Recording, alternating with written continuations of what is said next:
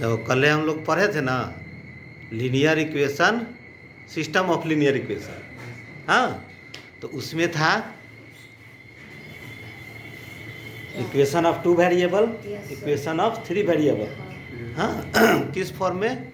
Non homogeneous form में ना।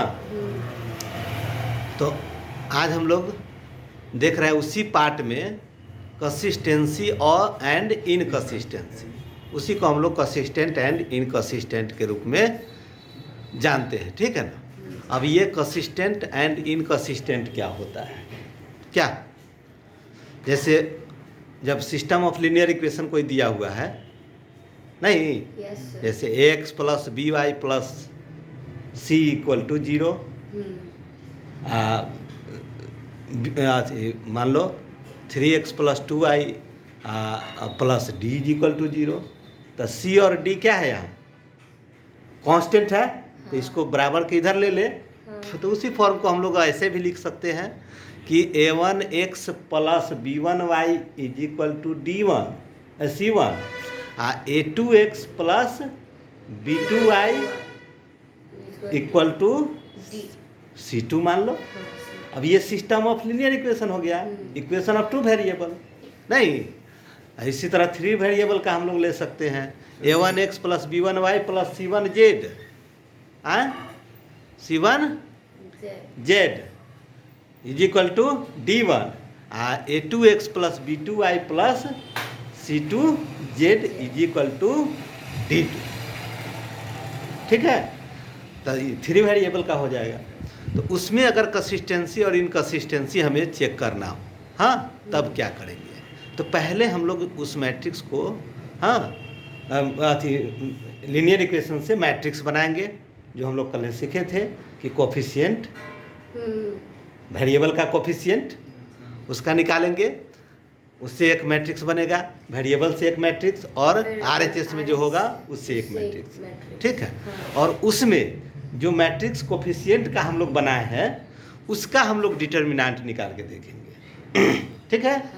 तो उस मैट्रिक्स को मान लिए कि हम लोग ए मान लिए हैं, ठीक है, वही ए दिया हुआ है वहाँ, ठीक है ना। तो फर्स्ट में कहता है कि अगर उस मैट्रिक्स का डिटर्मिनेंट यानी कि मैग्नीट्यूड नॉट इक्वल टू 0 हो, नॉट इक्वल टू 0 हो, तो डायरेक्ट हम लोग कह सकते हैं कि वो मैट्रिक्स का यानी कि सिस्टम ऑफ लीनियर इक्वेशन का, हाँ,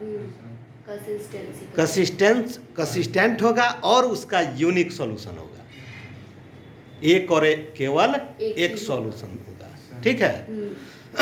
सेम कंडीशन है 3/3 वाला में भी।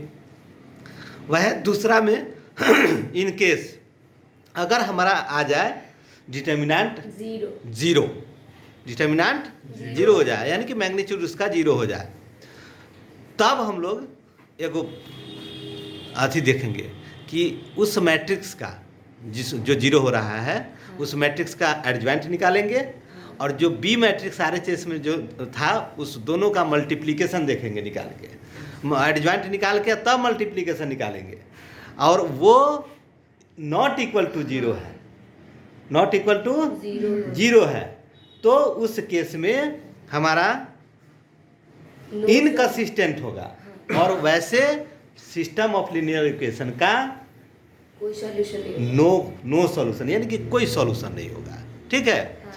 तीसरा पार्ट है कि अगर determinant of A equal to 0 and adjoint of A into B और इक्वल टू 0, यानी कि बोथ इक्वल टू 0, तो उस केस में भी इनकंसिस्टेंट होगा, लेकिन इसमें मेनी सॉल्यूशन हो जाएगा, ठीक है ना।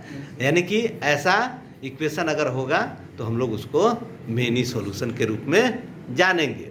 नहीं, इस पर एगो क्वेश्चन हम लोग देख लेते हैं, हाँ।